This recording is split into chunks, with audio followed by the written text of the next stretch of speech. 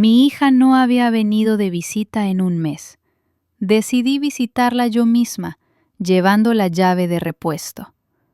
Pero cuando entré, escuché un chirrido silencioso proveniente del ático. Cuando los rescatistas forzaron la puerta, vimos algo que hizo palidecer incluso al hombre más fuerte. Porque... Hola, mis queridos oyentes. Antes de comenzar mi historia, les pido que se suscriban al canal, le den me gusta y escriban en los comentarios desde qué país me escuchan. Sentiré mucha calidez por su atención. Disfruten la escucha. 6 meses de silencio. Para mí no es solo una cifra en el calendario, sino un aire denso y viscoso en la casa que alguna vez estuvo llena de la voz de mi esposo. Durante 6 meses me despertaba sola en nuestra gran cama y lo primero que veía era el lugar vacío a mi lado. El dolor no desaparece con el tiempo. No, simplemente cambia de forma. De una piedra afilada y cortante se convierte en un pesado adoquín que aprendes a llevar en el pecho sin mostrar su peso a los demás. Por la mañana salí al jardín. Alexei plantó estas rosas él mismo. Cada mañana las recorría, como un centinela en su puesto, sacudía el rocío, hablaba con ellas. Ahora lo hacía yo. El aire estaba fresco, olía a tierra húmeda y a las últimas flores de otoño. Corté con cuidado un capullo marchito. El trabajo en el jardín tranquilizaba. Daba una ilusión de orden, la ilusión de que todavía podía influir en algo. Aquí, entre sus rosas, me sentía más cerca de él. En la casa, en cambio, las paredes oprimían con su silencio. Mi único hilo conductor con el mundo seguía siendo mi hija Lidia. Pero incluso ese hilo últimamente se había vuelto delgado y tenso hasta el límite. Después del funeral llamaba todos los días, pero luego cada vez menos. Las conversaciones se volvieron cortas, de negocios. Ya no preguntaba cómo me sentía. Se quejaba de su marido, del trabajo, de la eterna falta de dinero. Yo escuchaba, asentía al teléfono y le transfería de mi pensión todo lo que podía. Pensaba que le resultaba difícil. La juventud, el estrés. Justificaba su frialdad, su falta de atención. Después de todo, ella también había perdido a su padre. Y hace un mes llamó tarde por la noche. Su voz se quebraba en histeria. Mamita, perdona que sea tan repentino. Necesito dinero, urgente para una operación. No pregunté qué operación, por qué tan urgente. Por dentro, todo se heló por el miedo maternal. Hija única, mi propia sangre. Solo pregunté cuánto. La suma era enorme. Casi todo lo que Alexei y yo habíamos ahorrado para la vejez, para un día negro. Ese día negro, al parecer, había llegado. Por la mañana, retiré el dinero de la cuenta y se lo llevé.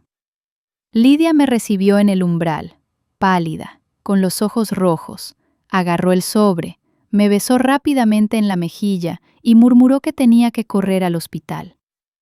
La puerta se cerró de golpe, y yo me quedé parada en el rellano, sintiéndome sobras.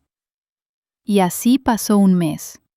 Un mes de silencio total y ensordecedor. La primera semana no llamé, no quería molestar. Pensaba que se estaba recuperando de la operación.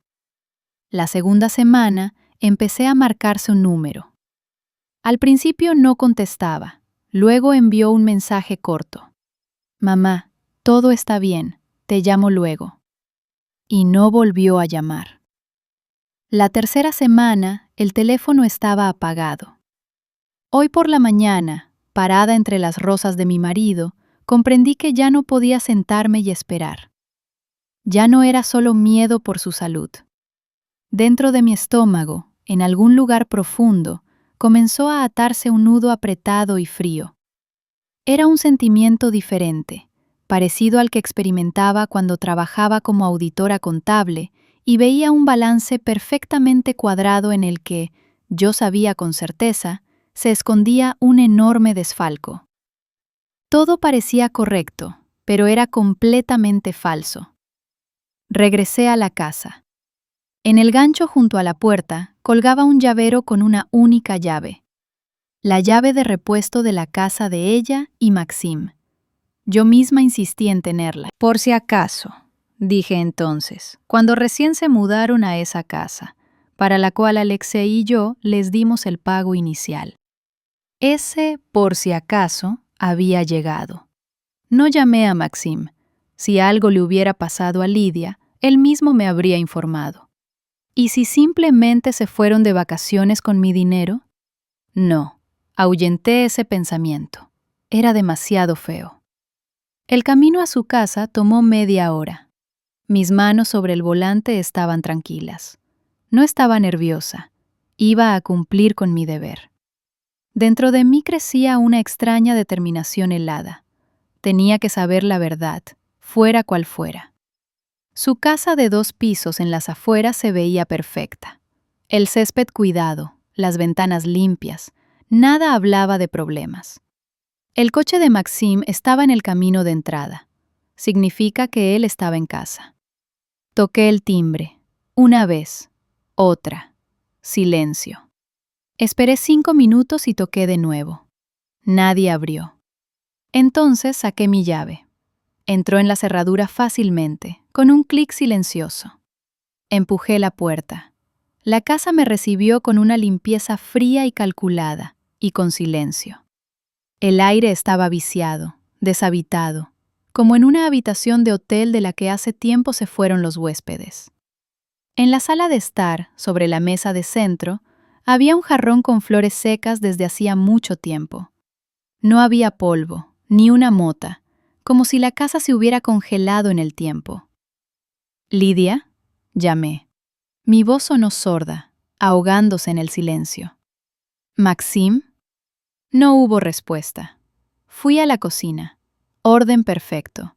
Ni un solo plato sucio. Miré en el refrigerador. Estaba casi vacío. Solo una botella de agua y alguna salsa. Extraño. Muy extraño. Regresé al recibidor, con la intención de subir al segundo piso, y me congelé. Escuché un sonido. Un chirrido silencioso, apenas perceptible, rítmico. Rasguño, rasguño, pausa, rasguño. Mi corazón dio un vuelco, y luego latió muy rápido, resonando en mis oídos.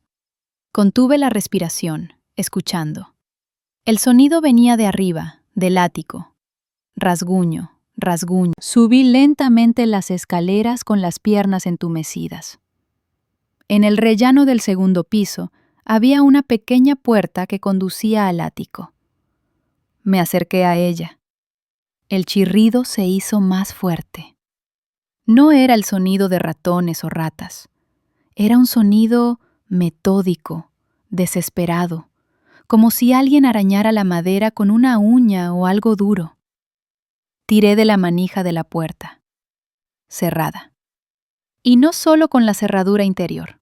Por fuera, en la puerta misma, estaba atornillado un pesado cerrojo de granero, nuevo y brillante, completamente ajeno a esa puerta clara. En ese momento, el nudo frío en mi estómago se convirtió en un bloque de hielo. ¿Para qué cerrar el ático con un cerrojo por fuera? ¿Qué podía haber allí que requiriera tal aislamiento? El chirrido cesó por un instante, y luego se reanudó con una nueva fuerza desesperada.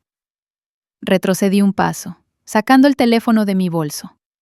Mis dedos no obedecían, pero mi cerebro trabajaba con una claridad aterradora. No llamé a Lidia ni a Maxim. Marqué el 112. «Servicio de rescate», respondió una voz masculina. Mi propia voz era apenas audible. Se convirtió en un susurro ahogado. «Hola, estoy en la casa de mi hija. Hay un sonido extraño desde el ático. La puerta está cerrada por fuera con un cerrojo».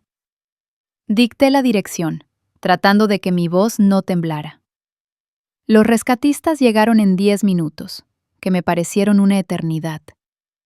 2 hombres fuertes en uniforme. Miraron el cerrojo, se miraron entre sí. «Apártese, por favor», dijo uno de ellos. Tomó una palanca. Se escuchó un crujido ensordecedor. Una vez, otra. La cerradura no cedía. Entonces su compañero golpeó con el hombro. La madera crujió y la puerta se abrió de golpe con estruendo, arrancando un trozo del marco. En la abertura había una oscuridad total y un olor. Olía a enfermedad, desesperación y podredumbre. El rescatista encendió una linterna potente. El rayo de luz cortó la tiniebla, sacando de ella montañas de algún tipo de basura, muebles viejos y una figura en la esquina. Era una persona, más bien lo que quedaba de ella. Un esqueleto recubierto de piel gris apergaminada en harapos sucios. Estaba sentado en el suelo, encadenado por el tobillo a una tubería de calefacción. El tiempo se detuvo para mí. El aire dejó de entrar en mis pulmones. El mundo se redujo a ese rayo de luz y a la figura en él. Y en ese momento, la persona en la esquina giró lentamente la cabeza hacia la luz con un esfuerzo sobrehumano. Un rostro demacrado, cubierto de cerdas grises, ojos hundidos en los que ardía una luz débil, casi extinta, de conciencia. Y lo reconocí.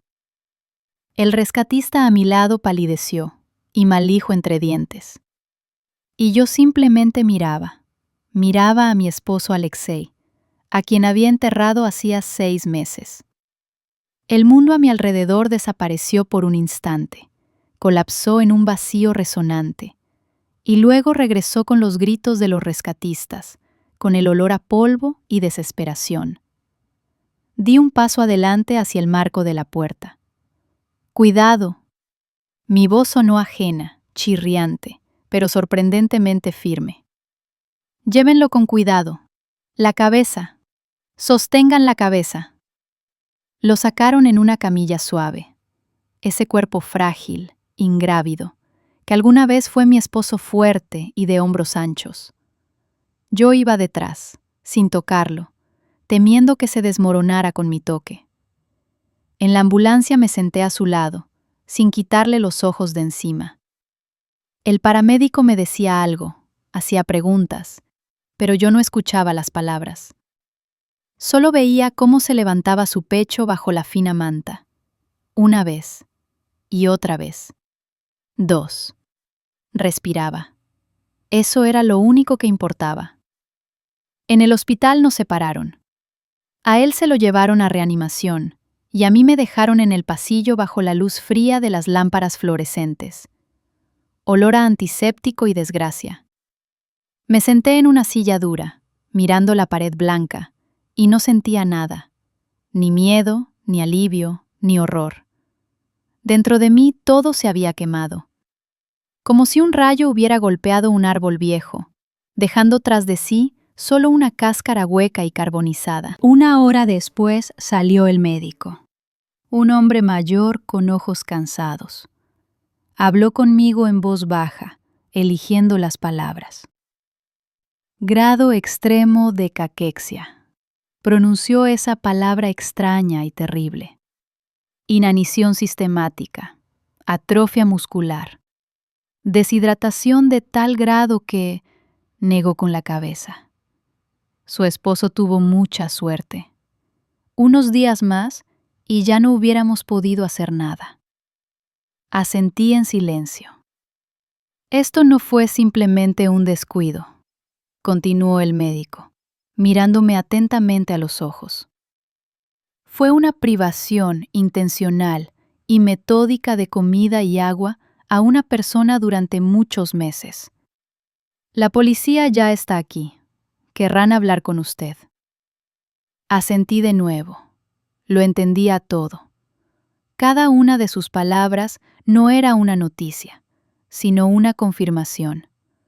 Confirmación de lo que se había congelado como una aguja de hielo en mi cerebro en el momento en que vi el cerrojo en la puerta del ático. No fue un accidente. Fue un asesinato lento y calculado. Cuando finalmente me dejaron entrar a su habitación, él dormía. Su enorme cuerpo, incluso demacrado, ocupaba toda la cama.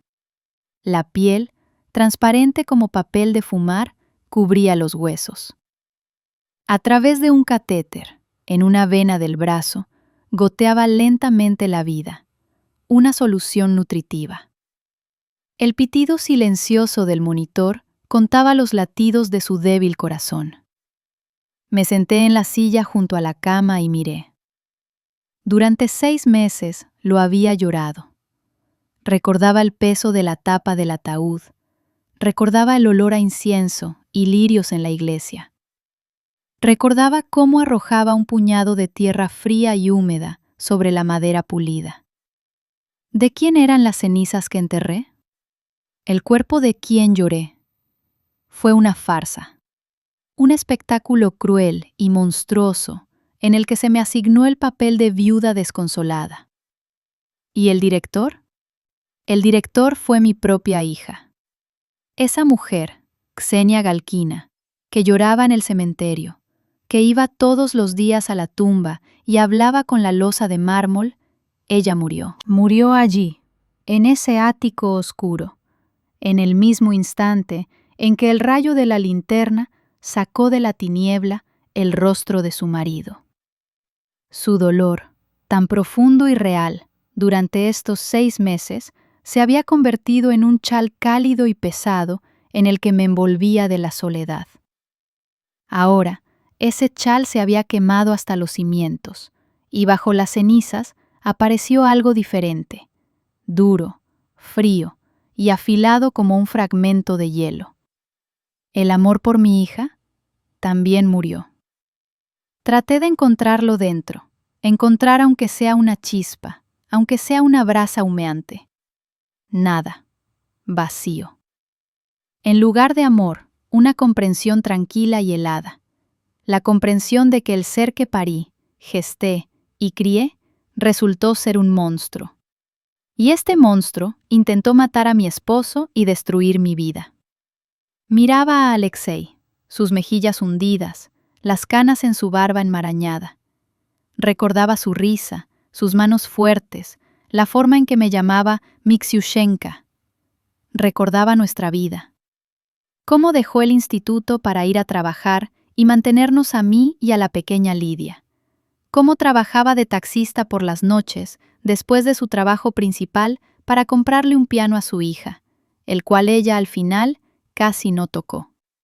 Cómo vendió su amado Volga para pagar sus estudios en una universidad prestigiosa. Él le dio todo. Ella lo encerró en el ático, para que muriera lentamente de hambre, y me quitó el último dinero para... ¿Para qué? ¿Para pagarse unas vacaciones mientras su padre roía el yeso de hambre? Las lágrimas no salían. Dentro no había nada que pudiera convertirse en lágrimas, solo frío, frío y claridad. La claridad de un cirujano ante una operación compleja. Ya no había lugar para las emociones, solo quedaba un trabajo que debía hacerse. Saqué el teléfono de mi bolso. Mi mirada estaba clavada en el rostro de mi esposo. No busqué el número de Lidia. No llamé a la policía. Mi dedo encontró otro contacto en la agenda. Anton Chebotaryov. Anton era el hijo de mi difunta mejor amiga Galina. Hace mucho tiempo, años atrás, ayudé a Galia a superar un divorcio difícil. La ayudé con los cálculos en la división de bienes. Soy auditora contable de profesión, aunque no había trabajado en casi 40 años desde el nacimiento de Lidia. Galia siempre decía que la salvé entonces. Su hijo Anton se convirtió en un abogado brillante, inteligente, honesto, con el agarre de un bulldog. Era el único en quien podía confiar ahora. Presioné llamar. Ksenia Pavlovna. Hola. En su voz sonó sorpresa. No hablábamos a menudo. Hola, Anton. Mi voz era uniforme, ningún temblor. Necesito tu ayuda, urgente. ¿Qué pasó? ¿Está todo bien? No del todo. Escúchame atentamente. Tenemos poco tiempo. Mi esposo Alexei está vivo. Un silencio ensordecedor colgó al otro lado de la línea. ¿Cómo que vivo? Finalmente logró decir. Pero si el funeral... Es una larga historia. Te la contaré más tarde. Ahora necesito que hagas varias cosas sin hacer preguntas. Solo hazlas. ¿Puedes? Sí, claro. Ksenia Pavlovna, hable.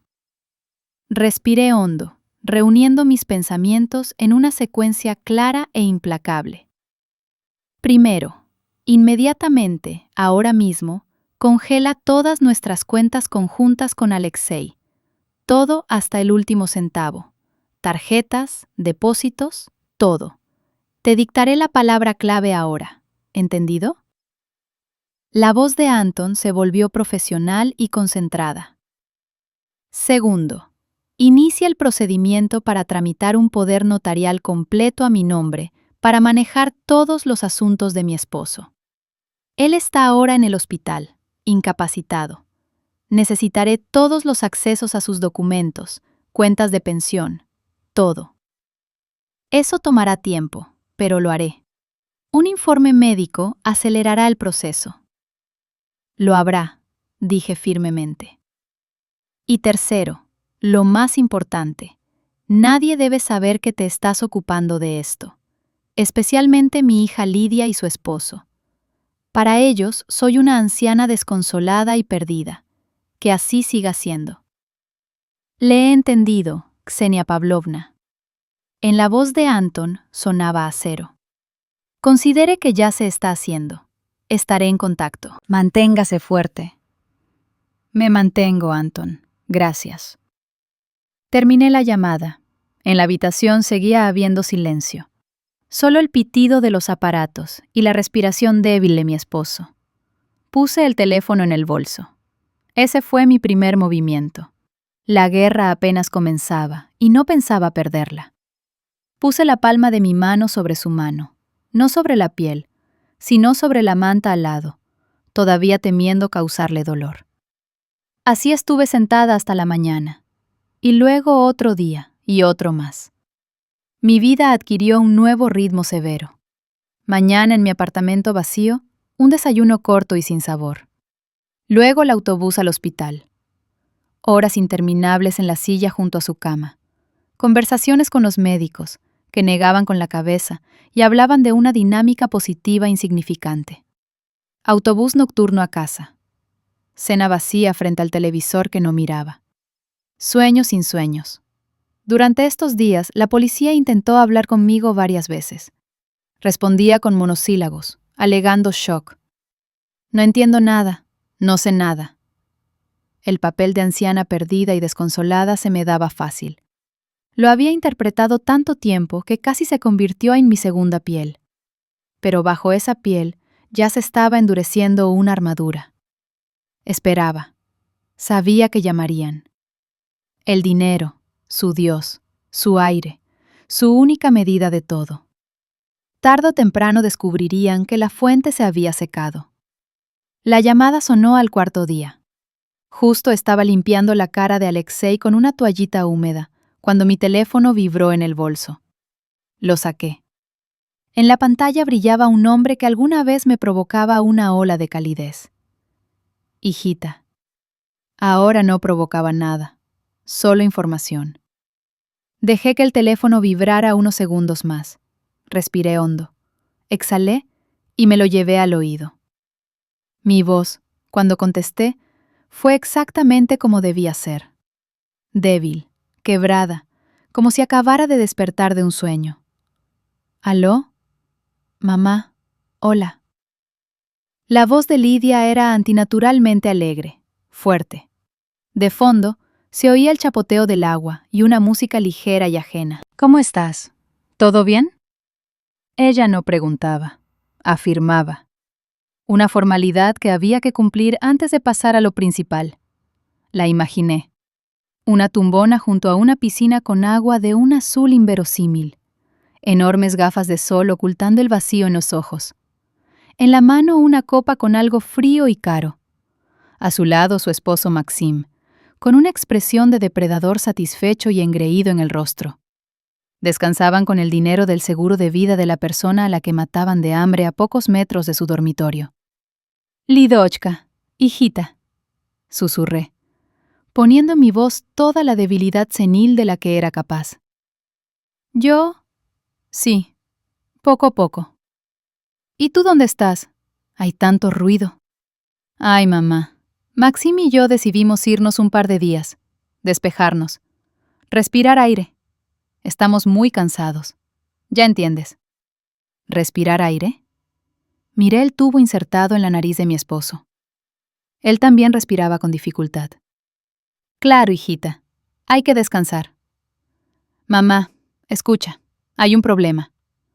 La voz de Maxim se entrometió sin ceremonias en la conversación. Irritada, impaciente. «Estoy ahora en un restaurante intentando pagar con tarjeta y me dicen rechazada. A Lidia le pasa lo mismo. Algo pasa con el banco. ¿Puedes solucionarlo?» Ahí estaba. Comenzó. Cerré los ojos, reuniendo fuerzas para el espectáculo. «Con el banco». Fingí confusión. «Oh, hijita, yo no entiendo nada de eso. ¿Quizás tienen algún fallo?» «¿Qué fallo?», bufó Maxim. Escuché cómo Lidia le susurraba algo, aparentemente pidiéndole que fuera más suave. «Mamá», habló ella de nuevo. En su voz aparecieron notas caprichosas y exigentes que conocía desde la infancia. «Bueno, por favor, es tu cuenta principal, la de papá. ¿Quizás hay alguna verificación? Llámalos, diles que todo está bien, porque estamos aquí sentados como tontos sin dinero». No solo estaban sentados sin dinero, estaban sentados en las Maldivas. Anton me envió un mensaje por la mañana. Objetivo detectado. Transacciones con tarjetas de crédito. Hotel Four Seasons, Malé. Descansaban, respiraban aire. Oh, querida, tal vez sea eso de la alerta de fraude. Elegía cuidadosamente las palabras, como si me costara recordarlas. En el banco me dijeron que si de repente hay gastos inusuales desde el extranjero, pueden bloquear por seguridad. «Pues eso», exclamó Lidia alegremente. «Pues llámalos, confirma que somos nosotros, diles que todo está bien». Hice una pausa, fingiendo un suspiro pesado. «Lo intentaré, claro, hijita, pero ahora no estoy en casa y mis ojos ven mal. Buscar esos documentos. Miraré cuando pueda. ¿Quizás mañana?» «Mañana», estalló Maxim. «No tenemos con qué cenar hoy». «Ksenia Pavlovna, ¿puedes simplemente tomar y llamar? Le tomará 5 minutos». Escuchaba en su voz una furia mal disimulada. La furia de un amo mimado hacia una sirvienta lenta. No veían en mí a una madre, veían una función, un instrumento para acceder al dinero. Y este instrumento falló, lo que causó su extremo descontento. Lo intentaré, Maxim», balbucé, añadiendo a mi voz una nota de ofensa y miedo. «No me grites, por favor, se me subirá la presión. Ya apenas camino después de todo». Fue un golpe preciso. La mención de todo, del funeral, de su dolor compartido, los obligó a callar por un momento. «Está bien, mamá, perdona». La voz de Lidia volvió a ser empalagosamente cariñosa. «No quería ofenderte, es solo que estamos nerviosos. Haz un esfuerzo, ¿vale? Te llamamos en un par de horas». «Está bien, hijita, está bien», susurré y colgué. El silencio en la habitación volvió a ser denso. Miraba el teléfono en mi mano. Ni siquiera preguntaron cómo estaba, cómo vivía sola estos 6 meses, cómo me las arreglaba. Solo les interesaba la cuenta. Escuchaban en el auricular a una anciana débil, perdida e incompetente, a la que se puede presionar, obligar, avergonzar fácilmente. Y se equivocaron. Ese fue su error principal y fatal. Me subestimaron. Siempre me subestimaron. Toda la vida fui para ellos simplemente mamá. Una sombra silenciosa que cocina sopa, plancha camisas y siempre está lista para prestar dinero. Nunca supieron que esta sombra silenciosa alguna vez fue una de las mejores auditoras de su departamento, capaz de encontrar al diablo en un informe perfectamente equilibrado. Decidieron que me había roto, pero yo solo estaba empezando a reconstruirme. De los fragmentos de dolor, de las cenizas del amor, del fuego helado de la furia. Sabía lo que harían a continuación. En un par de horas llamarían de nuevo. No contestaría el teléfono. Luego, otra vez. De nuevo, no respondería. Su irritación se convertiría en ansiedad y luego en ira. La incomodidad, el pequeño problema con la tarjeta, se convertiría en una amenaza para sus maravillosas vacaciones pagadas con una vida ajena. Y vendrían. Dejarían sus Maldivas y vendrían corriendo aquí para arreglárselas con la vieja madre que se atrevió a crearles problemas. Vendrían corriendo, directo a la trampa que les estaba preparando. Me levanté y me acerqué a la ventana. Abajo, la gente se apresuraba. Pasaban coches. El mundo vivía su vida habitual, sin saber de la tragedia encerrada en las paredes de esta habitación de hospital. Saqué de nuevo el teléfono y marqué el número de Anton. Anton, soy yo. Picaron. Se disponen a volver a casa. Excelente, respondió Anton. El tiempo trabaja para nosotros. Ksenia Pavlovna, he preparado un lugar para usted. No en mi oficina principal, para no llamar la atención. Es una habitación pequeña en otro edificio. Tendrá todo lo necesario. Venga cuando esté lista. Al día siguiente, por primera vez en una semana, dejé a Alexei por más de 1 hora. La enfermera prometió vigilarlo. Me senté en un taxi y le di al conductor la dirección de Anton. Era un edificio antiguo en el centro de la ciudad, uno de esos donde se ubican decenas de pequeñas empresas. Anton me recibió abajo. Se veía serio y concentrado. En sus ojos no vi lástima, solo respeto y disposición para trabajar. Eso era exactamente lo que necesitaba. Me llevó a una pequeña oficina ascética, una mesa, 2 sillas, una computadora y una impresora grande. Sobre la mesa ya había una primera pila de documentos. Estos son los extractos de las cuentas principales del último año, dijo. El poder de los médicos lo recibimos, así que el acceso a los documentos de pensión y seguro de Alexei Ivanovich estará disponible durante el día. ¿Qué más necesita? Contratos de propiedad, de nuestro apartamento con mi esposo, de la casa de ellos, todo lo relacionado con bienes raíces y la póliza de seguro de Alexei. Recuerdo que tenía un gran seguro de vida de la empresa. Ya lo solicité, asintió Anton. La dejo. Llame si necesita algo. La puerta se cerró tras él. Me quedé sola en el silencio, interrumpido solo por el zumbido de la computadora. Por un instante me sentí extraña, casi fuera de lugar. Los últimos 40 años, mi trabajo principal fueron las ollas, las reuniones escolares y la comodidad en el hogar. Y ahora, ante mí, yacían columnas de cifras, transferencias bancarias, débitos y créditos. Me senté a la mesa. Tomé en mis manos la primera página del extracto, y algo dentro de mí hizo clic. Los engranajes polvorientos, que habían dormido durante décadas en mi cabeza, lentamente, con un chirrido, se pusieron en movimiento. La mujer que sabía que detrás de cada cifra hay una historia, despertó. La auditora contable, Ksenia Galkina, volvió al trabajo. Al principio todo parecía ordinario. Gastos habituales, transferencias, el ingreso de la pensión.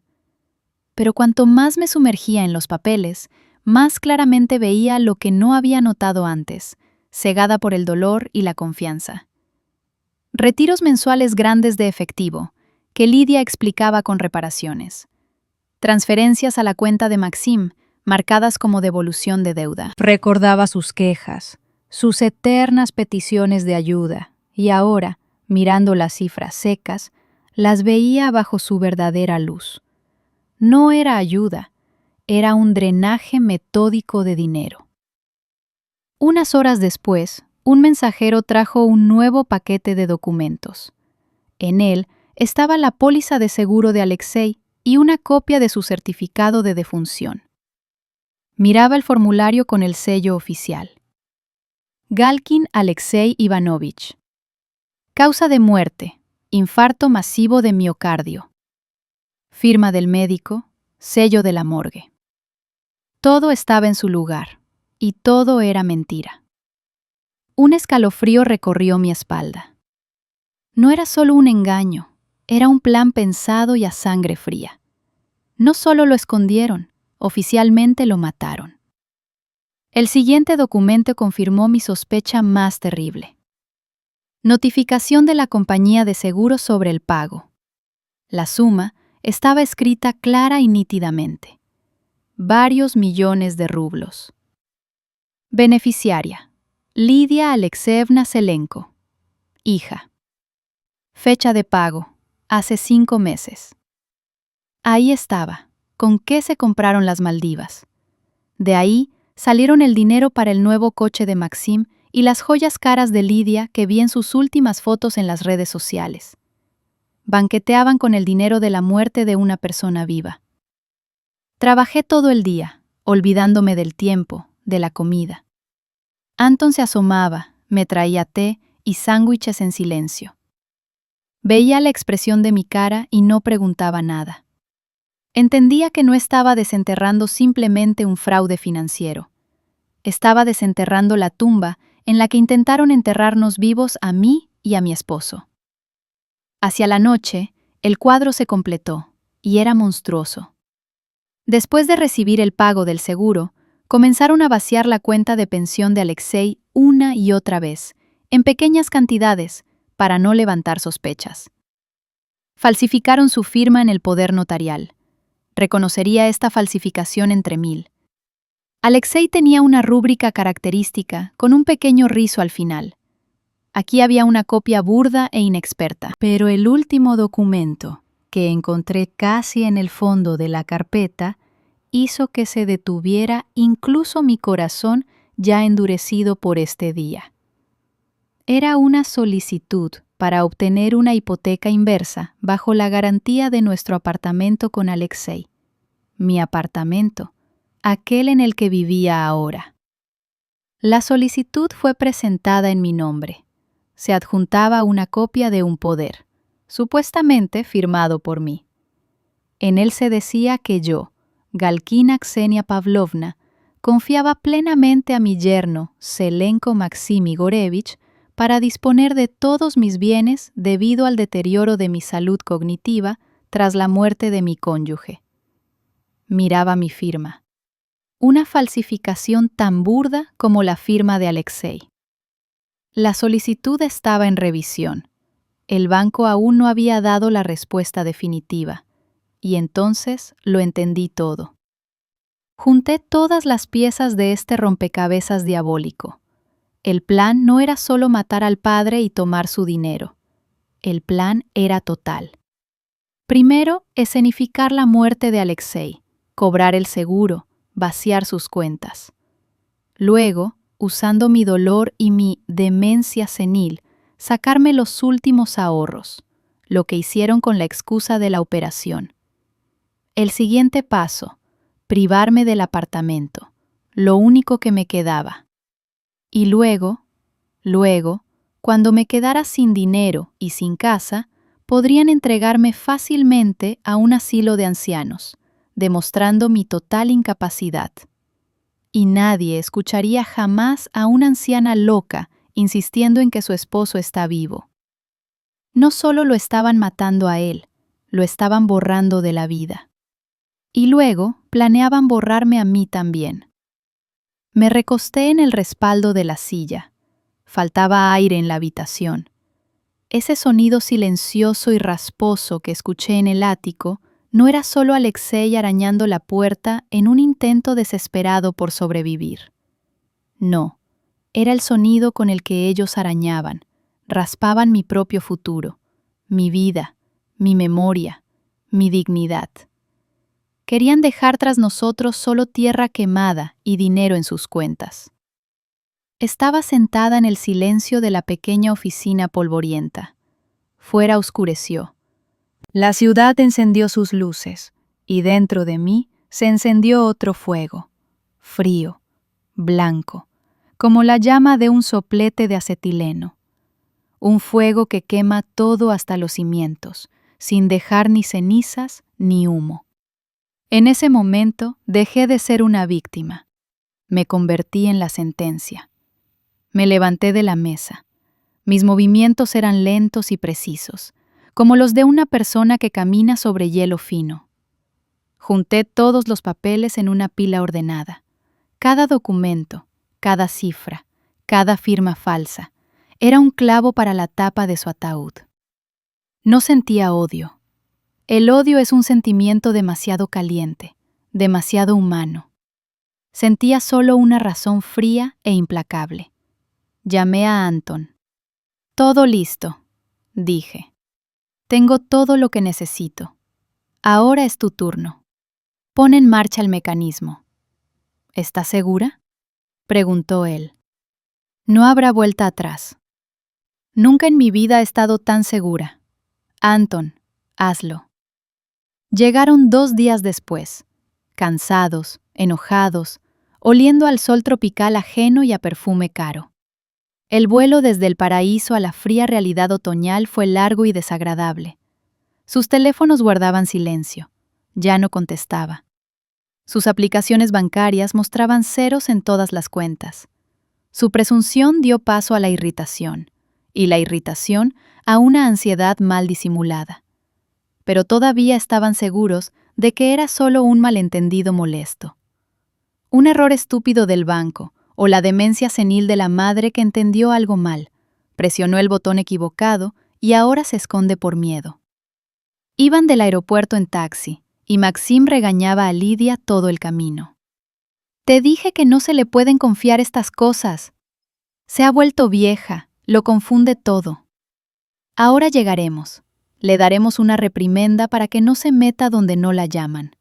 Le quitaremos todas las tarjetas, todos los accesos. Le diremos que es más seguro así. Lidia callaba, con los labios apretados. No le gustaba cuando Maxim hablaba así de su madre, pero no se atrevía a objetar. Además, en el fondo estaba de acuerdo con él. La madre se había vuelto incómoda, siempre triste, siempre con algún pequeño problema. Por supuesto, ella lo arruinó todo. ¿Quién más? El taxi se detuvo en su casa perfecta. Salieron. Maxim sacó las maletas del maletero con estruendo. El estado de ánimo estaba arruinado definitivamente. Ahora dejarían las cosas rápido e irían donde la madre. Había que resolver este problema de una vez por todas, pero algo no estaba bien. La puerta de entrada, habitualmente impecablemente limpia, se veía diferente. En ella, justo a la altura de los ojos, había un sobre blanco pegado con cinta adhesiva. ¿Qué demonios?, murmuró Maxim acercándose. Esperaba ver un folleto publicitario o una factura de servicios públicos, pero el sobre era oficial, grueso, con un sello oficial. Lo arrancó. Lidia se acercó y se paró a su lado, mirando por encima de su hombro. Abrió el sobre y sacó una hoja doblada en 2. Era una citación. Oficial, estricta, en relación con la apertura de un caso penal por fraude a gran escala. A Zelenko, Lidia Alexeyevna y Zelenko Maxim Igorevich se les ordena presentarse. Las palabras saltaban ante los ojos de Maxim. Caso penal. Fraude. Investigador de asuntos especialmente importantes. Releyó el texto varias veces, pero el sentido no cambiaba. No era un error. ¿Qué es esto?, susurró Lidia. Su rostro se puso blanco como el papel en las manos de su marido. Max, ¿qué es esto? Pero él no respondió. Su mirada se dirigió más abajo, al buzón. De la ranura asomaba la esquina de otro sobre de papel grueso y caro, con el logotipo de su banco. Lo sacó de un tirón. Sus manos temblaban ligeramente.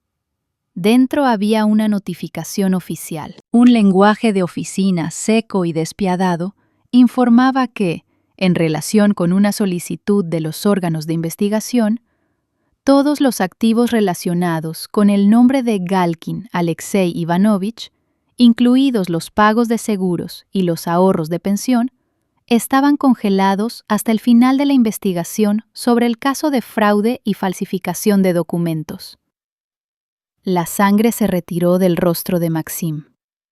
Estaba parado en el porche de su casa, en la que cada detalle fue comprado con ese dinero ahora congelado, y sentía cómo la tierra se iba de debajo de sus pies. No era un fallo, no era un error, no era demencia senil. Ella sabe, graznó. Su voz era apenas audible. ¿Quién? Mamá. Lidia lo miraba con los ojos muy abiertos y asustados. ¿Qué sabe? ¿De dónde? Eso no puede ser. Empezó a entrar en pánico. Su respiración se volvió frecuente, entrecortada. Es algún error, un malentendido. Tenemos que llamar al banco, ahora mismo. Sacó el teléfono de su bolso. Sus dedos corrían convulsivamente por la pantalla. Maxim simplemente la miraba, y en sus ojos, habitualmente tan insolentes y seguros de sí mismos, chapoteaba un terror animal frío. Él, el arquitecto de todo este plan, lo entendió primero. Entendió que el juego había terminado.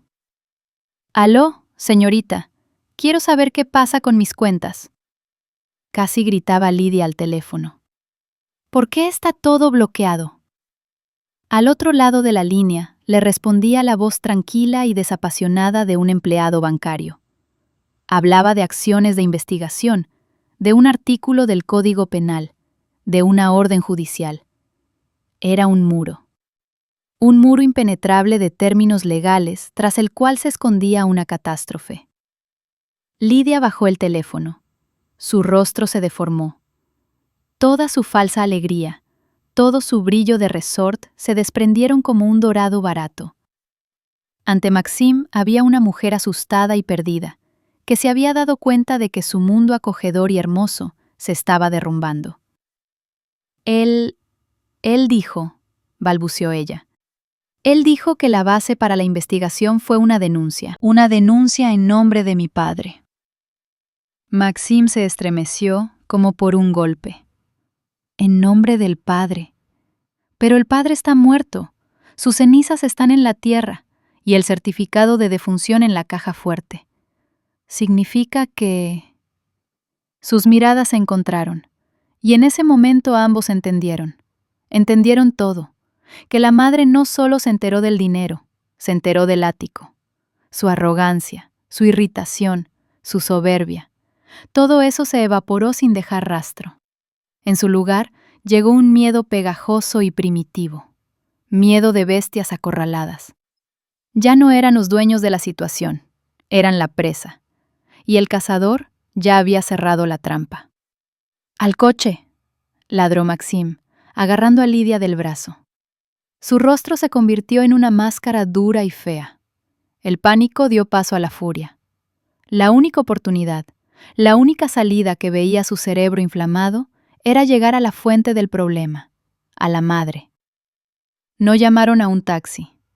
Maxim se sentó al volante de su coche, ese mismo que estaba en el camino de entrada como símbolo de su éxito.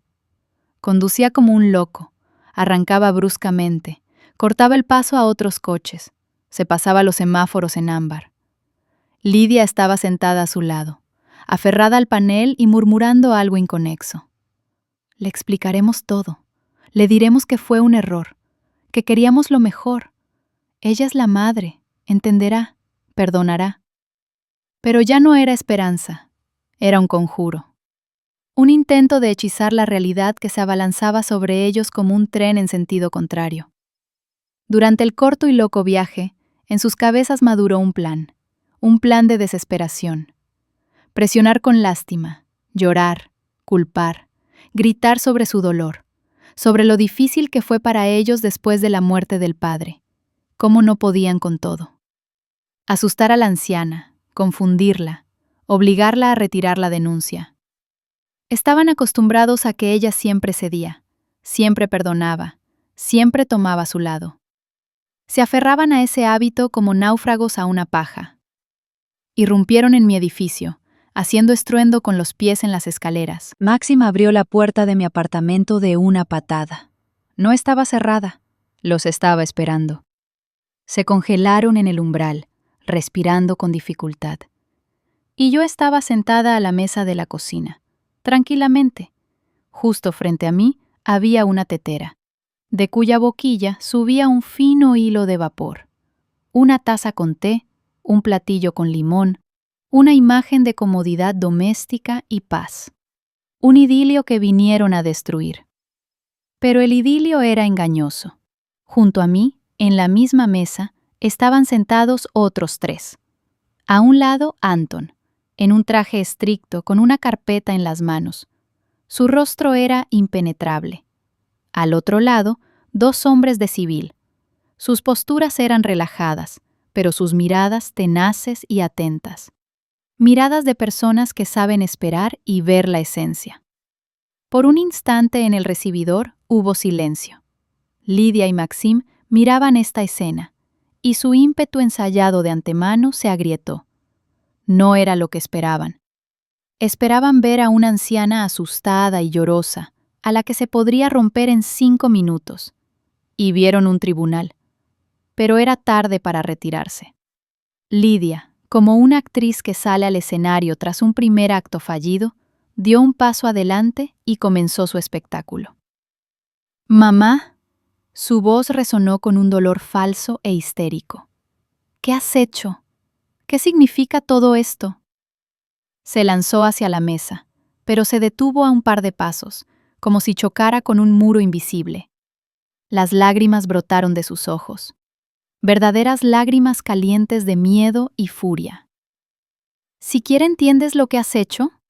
Apenas estábamos empezando a recuperarnos tras la muerte de papá. Es tan difícil para nosotros, tan doloroso. ¿Y tú nos acusas de algo? Le echaste la policía encima. ¿Por qué?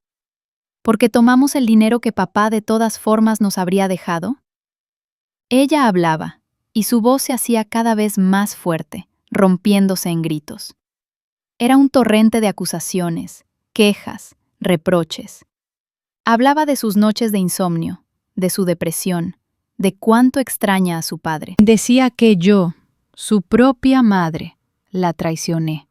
Le clavé un cuchillo en la espalda, en el momento más difícil. Yo callaba, simplemente la miraba. Dejé que se desahogara. Dejé que vaciara todo su arsenal de mentiras y manipulaciones. Los hombres en la mesa también callaban. Anton no se movió. Todos miraban este teatro de un solo actor, y en sus miradas no había ni una gota de compasión. Lidia habló mucho tiempo. Lo soltó todo. Cuando las palabras se acabaron, se calló, respirando pesadamente, esperando una reacción, esperando que yo ahora también me pusiera a llorar, empezara a disculparme, a justificarme, que todo fuera como siempre. La pausa se prolongó. El silencio en la cocina se volvió denso, pesado. Solo se oía cómo hacían tic-tac el reloj viejo en la pared. El reloj que me regaló Alexei en nuestras bodas de plata. Tic-tac, tic-tac, contando los últimos segundos de su libertad. Finalmente, cuando su respiración entrecortada se volvió más regular, hablé. Mi voz era baja, pero sonó en ese silencio como un golpe de campana. En ella no había ni dolor, ni ira, ni rencor. No había nada. Vacío. Miré directamente a los ojos llorosos de mi hija. Mi mirada era dura y plana, como la losa de granito en esa tumba falsa. Estuve en su casa, Lidia, una simple oración. Pero con ella se estremeció, como si la hubieran golpeado. Su rostro se congeló. Hice una pequeña pausa, dejando que las palabras se absorbieran en su conciencia, y luego añadí la segunda frase. Y esta frase destruyó su mundo definitivamente. Tu padre te pide que vayas a verlo. El rostro de Lidia se petrificó. Sus ojos, recién llenos de lágrimas, se abrieron de par en par por el horror. Lentamente giró la cabeza hacia Maxim, buscando en él salvación, apoyo, explicación, pero su rostro era aún más terrible. La máscara de irritación engreída se deslizó, y debajo de ella apareció un jugador frío y calculador que entendió que había perdido una partida e inmediatamente comenzó otra, aún más sucia. «Entonces lo encontraron», dijo Maxim. No fue una pregunta. Dio un paso adelante, apartando a Lidia detrás de su espalda. Tomaba el juego sobre sí mismo. Bueno, eso simplifica mucho las cosas, pero ustedes ven el cuadro completamente mal. Hablaba con calma, casi confidencialmente, dirigiéndose no a mí, sino a los dos detectives. Su voz emanaba razonabilidad y preocupación. Era su última y más monstruosa carta. Hace aproximadamente un año, Alexei Ivanovich tuvo un derrame cerebral masivo. No quisimos decírselo, Ksenia Pavlovna. Me lanzó una mirada llena de falsa compasión. No queríamos alterarla, ya estaba frágil. Después del derrame cambió. Comenzaron ataques de agresión incontrolable. Se volvió peligroso para sí mismo y para los demás. Yo escuchaba este torrente de mentiras y en mí no se movía nada. Era simplemente una espectadora. Se abalanzaba sobre Lidia. Varias veces intentó golpearme. Llamamos a los médicos, pero solo se encogían de hombros. Demencia, decían. Forma agresiva. No sabíamos qué hacer. ¿Entregar al propio padre a un manicomio? No podíamos. En su voz resonaron notas nobles. Decidimos cuidarlo nosotros mismos, pero su estado empeoraba. Empezó a escaparse de casa. Temíamos que le hiciera daño a usted, mamá. Constantemente hablaba de usted, amenazaba. Hizo una pausa, dejando que su mentira se absorbiera. Lidia, parada detrás de su espalda, comenzó a seguirle el juego. Sollozó, cubriéndose la cara. La imagen salía casi perfecta. Dos hijos agotados y amorosos, obligados a tomar medidas extremas para proteger a un padre enloquecido y a una madre débil. El látigo. Maxim pronunció esta palabra con un suspiro pesado. Fue una medida extrema. Equipamos una habitación allí. Le llevábamos comida, agua, pero él se negaba a comer. Nos tiraba los platos. Nos vimos obligados a cerrar la puerta para que no se escapara y causara problemas. Lo hacíamos por su propia seguridad, Ksenia Pavlovna. Queríamos protegerla de su ira. Ahora se volvió hacia mí. Su mirada era aceitosa de compasión fingida. Y ahora veo que la enfermedad, por desgracia, también la ha tocado a usted. Su memoria le falla. Usted no recuerda sus ataques, sus amenazas. Y este señor, asintió hacia Anton, obviamente se aprovecha de su estado. Manipula a una mujer mayor enferma para apoderarse de su dinero. Es obvio. La mentira era completa, impecable en su vileza. Intentaban matar 2 pájaros de un tiro, justificar sus acciones y declararme demente, y a Anton un estafador. Fue su último gambito. Desesperado, sucio y, como pensaban, infalible. Después de todo, ¿quién creerá a una anciana con signos de demencia, cuando sus propios hijos atentos testifican en su contra? En la cocina reinó de nuevo el silencio. Maxim estaba parado con el aspecto de una persona que acababa de presentar pruebas irrefutables. Lidia lloraba en silencio detrás de su hombro, pero ya era demasiado tarde. Sus palabras, por muy convincentes que parecieran, se estrellaron contra la roca que yo había construido tan cuidadosamente todos estos días. El mayor de los detectives, un hombre canoso con ojos cansados pero muy atentos, que hasta ese momento no había pronunciado ni una palabra, tosió lentamente. No miró a Maxim, me miró a mí, luego a Anton, y asintió levemente. Luego, igual de lentamente, extendió la mano hacia la carpeta que yacía frente a él sobre la mesa. La abrió y con cuidado, sin un solo movimiento innecesario, la empujó a través de la mesa hacia Maxim. «Lea, por favor», dijo con voz uniforme e incolora. La carpeta se detuvo justo frente a ellos. La hoja superior era la primera. Era el informe médico del hospital. Varias páginas escritas con letra apretada de médico.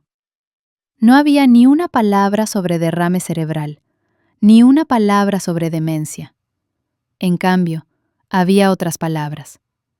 Caquexia, distrofia muscular debido a inanición prolongada, deshidratación de grado crítico. Y la última frase clave. El paciente se encuentra en plena conciencia, orientado en tiempo y espacio. El habla es coherente, las funciones cognitivas no están alteradas. El rostro de Maxim comenzó a cambiar. La seguridad comenzó a deslizarse de él como una máscara derretida. El detective, sin cambiar el tono, continuó. Su padre ya ha dado una declaración preliminar, señor Selenko. Él lo recuerda todo. Pasó la página. El siguiente documento era mi trabajo. Tablas cuidadosamente cuadradas, movimiento de fondos en las cuentas, copias de órdenes bancarias para el retiro de efectivo. Todas esas operaciones que realizaban mientras su padre moría de hambre. Frente a cada transacción grande, con bolígrafo rojo, se había hecho una nota. Tour a las Maldivas. Compra de automóvil Audi Q7. Joyería Cartier. Mi letra de contadora, clara y despiadada, convirtió su vida de lujo en una acusación formal. A Maxim le empezó a temblar la comisura de la boca. Lidia dejó de llorar y miraba los papeles con un horror estupefacto. El detective pasó otra página. Era la copia del certificado de defunción, ese mismo con la firma y el sello falsos, y junto a él una respuesta oficial de la morgue, en la que se decía que el ciudadano Galkin Alexei Ivanovich nunca ingresó allí, y el médico cuya firma estaba en el documento había sido despedido 2 años antes de la fecha indicada. Y la última hoja. Copia de mi solicitud al banco sobre la revocación de la solicitud de hipoteca inversa y la conclusión de la pericia caligráfica, confirmando que las firmas en los poderes, tanto la mía como la de Alexei, son una burda falsificación. El detective cerró la carpeta. En la cocina había un silencio sepulcral. Su última mentira no solo falló, se convirtió en la prueba más contundente de su culpa.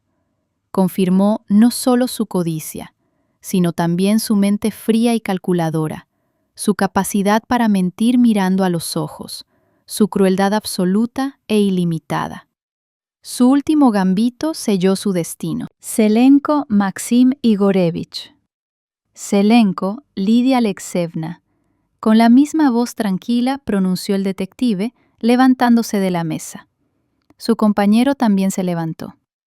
Quedan detenidos bajo sospecha de cometer delitos previstos en los artículos. Comenzó a enumerar los números de los artículos. Intento de asesinato, fraude a gran escala, falsificación de documentos, abandono de persona en peligro. Y yo simplemente estaba sentada y miraba. Miraba cómo en las muñecas de mi única hija, mi propia sangre, se cerraban las frías esposas de acero. No lloraba, simplemente me miraba con ojos vacíos e incomprensivos mientras se la llevaban. En su mirada no había arrepentimiento, solo perplejidad. Como si una niña pequeña, atrapada robando un caramelo, no pudiera entender por qué el castigo resultó ser tan desproporcionadamente cruel. Ella nunca entendió que no robó un caramelo, robó una vida. Cuando la puerta se cerró tras ellos, me quedé sentada a la mesa. Anton me sirvió té fresco en silencio. Di un sorbo. Estaba amargo y quemaba. La guerra había terminado. Gané, pero tenía un campo de cenizas en el alma. Han pasado 9 meses. Tiempo exacto para gestar y dar a luz una nueva vida, o para enterrar la vieja y comenzar otra. El juicio fue breve. La base de pruebas que Anton y yo reunimos era irrefutable. Lidia y Maxim recibieron largas condenas. Sus nombres ya no sonaban en mi apartamento. Guardé sus fotografías en el cajón más lejano de la cómoda. No con maldad, no. Simplemente como se guardan las cosas de una persona fallecida, para que no reabran la herida. Mi hija murió para mí el día que vi el cerrojo en la puerta del ático. Y todo lo que pasó después fue solo la tramitación del certificado de defunción. Alexei se recuperaba lentamente. Los médicos hicieron un milagro. Todavía estaba débil, se movía en silla de ruedas, pero su mente estaba clara y aguda, como antes. Físicamente envejeció 20 años, pero en sus ojos apareció de nuevo el brillo familiar, un poco burlón. Lo trasladaron a un buen centro de rehabilitación fuera de la ciudad. Un lugar tranquilo, con un pinar y personal atento. Lo visitaba todos los días. Paseábamos por el parque. Yo empujaba su silla por los senderos cubiertos de agujas de pino. No hablábamos de lo que pasó, ni una sola vez, como si hubiéramos acordado tácitamente dejar ese horror atrás, en esa vida pasada. En cambio, hablábamos de los libros que leía, de política, recordábamos nuestra juventud, nuestras primeras citas, casos divertidos de la vida. Nos conocíamos de nuevo el uno al otro, como dos ancianos que sobrevivieron milagrosamente a un naufragio y terminaron en la misma isla desierta. Y en esta isla estábamos solo nosotros dos. Nuestra gran casa familiar, la que construimos junto con Alexei, esa donde creció Lidia y donde cada rincón guardaba recuerdos, la vendí. No podía vivir más allí. Demasiados fantasmas, demasiado dolor. En su lugar compré un apartamento pequeño y luminoso, en un edificio nuevo, en un piso alto, con enormes ventanas y un balcón desde el cual se abría una vista de toda la ciudad. Hoy, por primera vez, no fui a ver a Alexei. Tenía procedimientos y decidí dedicarme el día a mí misma. La mañana estaba soleada, algo raro para este otoño. Me preparé café, no instantáneo como antes, sino recién molido en la cafetera turca, y salí al balcón. La ciudad abajo zumbaba, vivía su vida agitada y eterna. Los coches fluían por las avenidas como sangre por las arterias. La gente se apresuraba a sus asuntos, y yo estaba parada sobre este ajetreo, en mi puerto tranquilo, y me sentía calmada.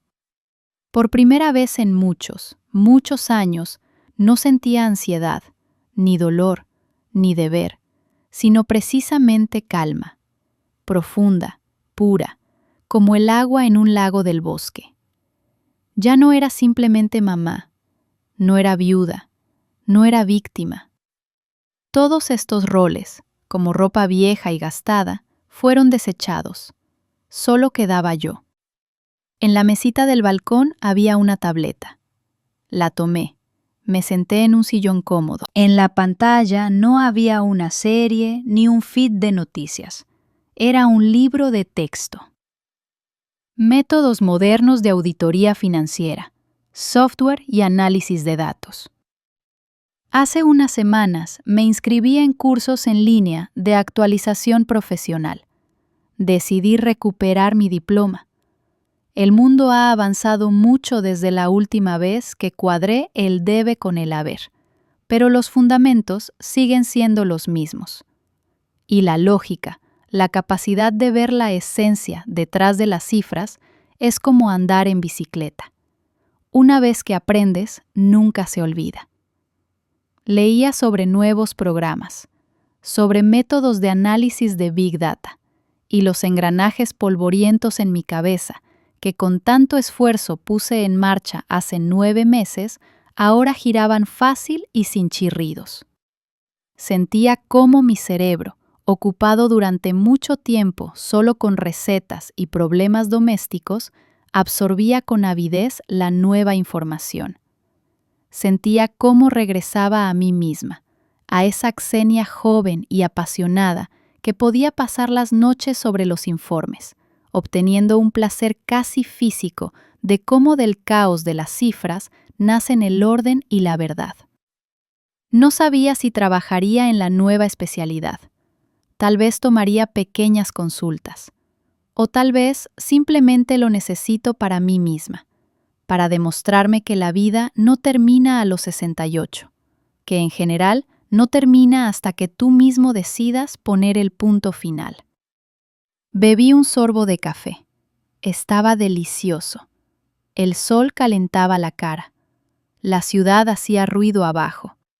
Y en ese momento, mirando la fórmula compleja en la pantalla de la tableta, por primera vez en mucho, mucho tiempo, sonreí. No con una sonrisa educada y forzada, sino con una verdadera, tranquila, ligera, que venía desde lo más profundo del alma. No era simplemente una sobreviviente, era Xenia Galkina, y apenas estaba comenzando. Gracias por estar conmigo hasta el final. Si esta historia les ha conmovido, denle me gusta y escriban en los comentarios qué sentimientos les ha provocado. Suscríbanse al canal para no perderse nuevas historias. Tengan salud, cuídense a sí mismos y a sus seres queridos, y vivan de verdad.